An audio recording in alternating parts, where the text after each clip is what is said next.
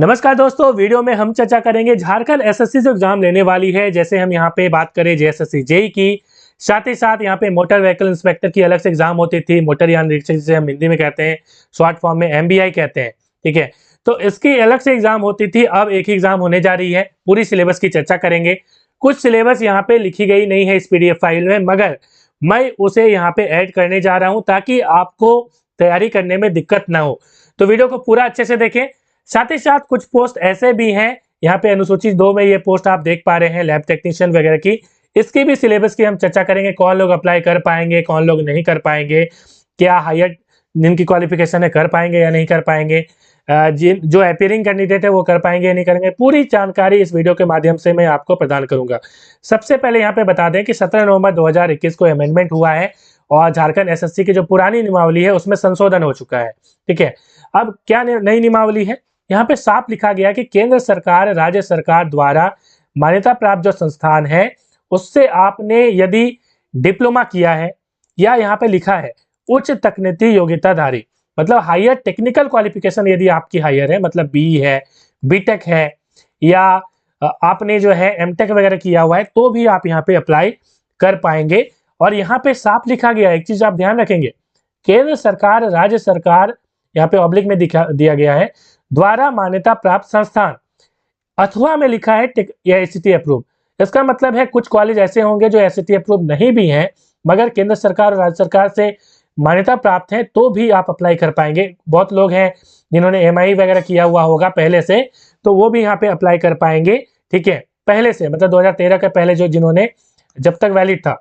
ठीक है, तो यहाँ पे क्योंकि उसका मामला कोर्ट में चल रहा, आपको पता होगा, तो उसके पहले जिन्होंने यहाँ पे ले लिया है सर्टिफिकेट, वो अप्लाई यहाँ पे कर पाएंगे। यहाँ पे कुछ भी ऐसा नहीं लिखा कि रेगुलर वाले अप्लाई कर पाएंगे, लिखा नहीं है इसमें कहीं भी, आप देख पा रहे हैं। तो इसलिए आप यदि कॉरेस्पॉन्डेंस से भी किया है आपने, और मैंने कहा कि केंद्र सरकार और राज्य सरकार उसको मान्यता प्रदान कर रही है, तो आप अप्लाई कर सकते हैं।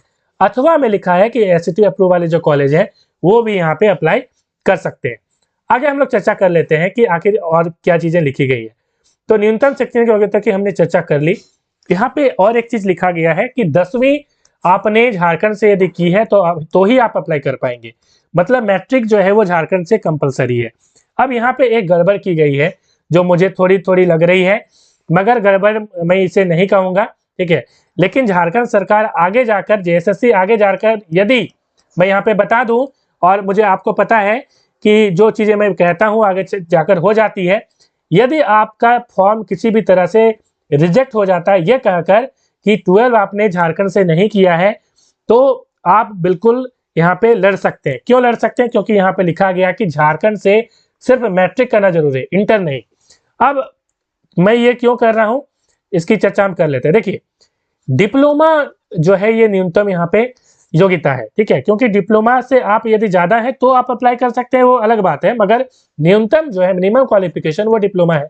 अब डिप्लोमा जो है वो मैट्रिक करके ही आप कर सकते हैं, इसलिए ये योग्यता मैट्रिक में, आप 10th में पास किए हुए हैं झारखंड से, इसलिए मैट्रिक यहाँ पे लिखी गई है। मगर जो बीटेक जिन्होंने किया है, ठीक है, वो हो सकता है कि डिप्लोमा करके बीटेक किया हो या इंटर करके बीटेक किया हो। तो यहाँ पे ऐसा लिखा नहीं है कि इंटर करके आपने बीटेक, इंटर यदि आप दूसरे स्टेट से भी आपने किया है तो भी आप यहाँ पे अप्लाई कर सकते हैं, क्योंकि ऐसा कुछ भी यहाँ पे लिखा गया नहीं है।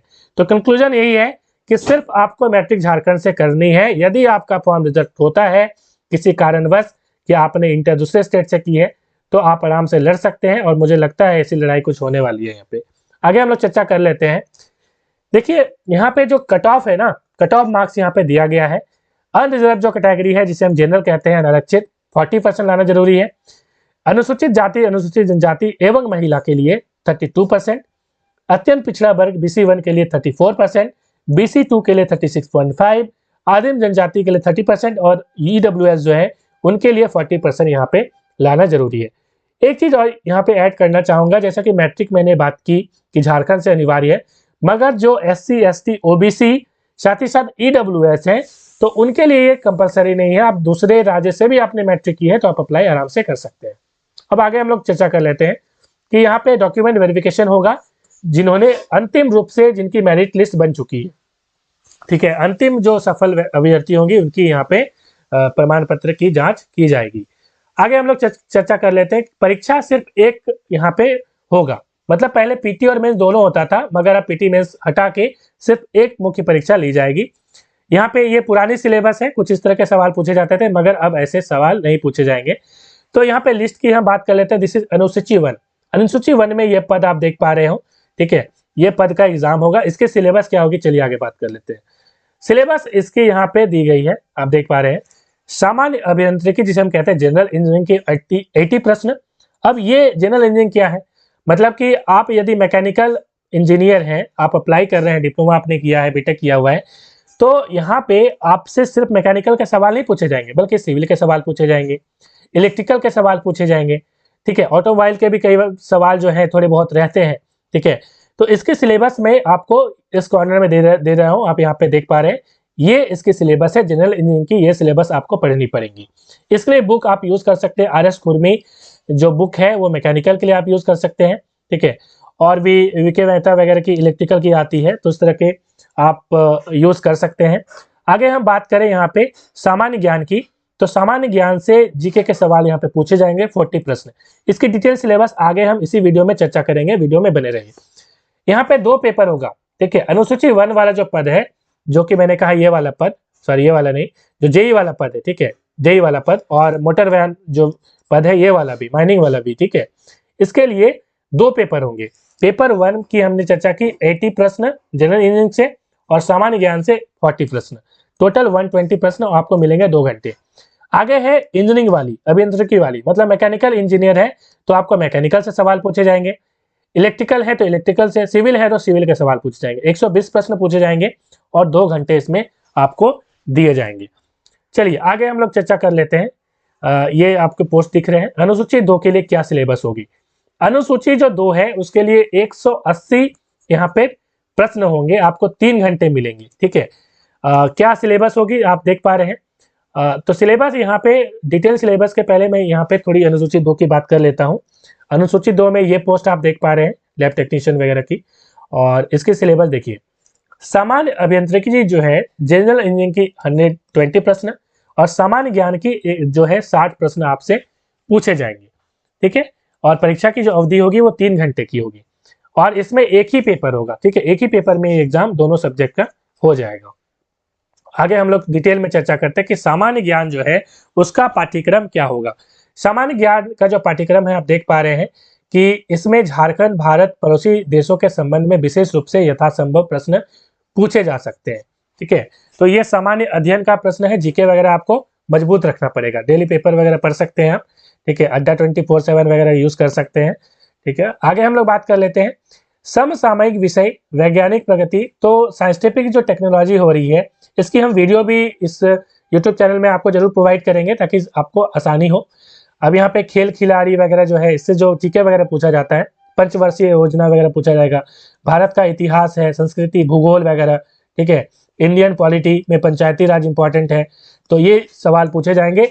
और इसके लिए बुक आपको लीशन का ले लेना है, मैंने पहले भी चर्चा की है, डिटेल वीडियो आप वो आई आइकन में देख सकते हैं जाकर। आप लीशन की कौन कौन सी बुक ले सकते हैं, डिटेल में चर्चा मैंने की है, डिस्क्रिप्शन में भी लिंक मैं दे दूंगा। सामान्य विज्ञान के लिए कौन कौन सी बुक आपको चाहिए उसके लिए भी लिंक मैंने दिया हुआ है, मगर ल्यूशन की एक बुक आती है, मैं यहाँ पे शॉर्ट में बता देता हूँ। आगे हम बात करें सामान्य गणित की। सामान्य गणित जो है मैट्रिक लेवल की यहाँ पे होगी। आप एम टायरा या RS अग्रवाल की बुक आराम से प्रेफर कर सकते हैं, कोई दिक्कत वाली बात नहीं है। मानसिक क्षमता जांच की यहाँ पे परीक्षा पूछी जाएगी, ये सिलेबस उसकी है। इसके भी RS अग्रवाल की बुक आती है, और भी बहुत सारी बुक आती है रेंथ वगैरह की, आप जो भी फॉलो करते हैं आराम से फॉलो करिए। कंप्यूटर का मूलभूत जो ज्ञान है ये ल्यूशन की बुक आती है, वहां से आप कर सकते हैं। ल्यूशन की जो बुक आती है जनरल नॉलेज की, वहां पे भी आपको दिखेगी, साथ ही साथ जो ऑब्जेक्टिव टाइप की बुक आती है उसमें भी मिलेगी। आप आई आइकन में जरूर उस वीडियो को देख लें, आपको क्लियर हो जाएगा कौन कौन सी बुक आपको चाहिए।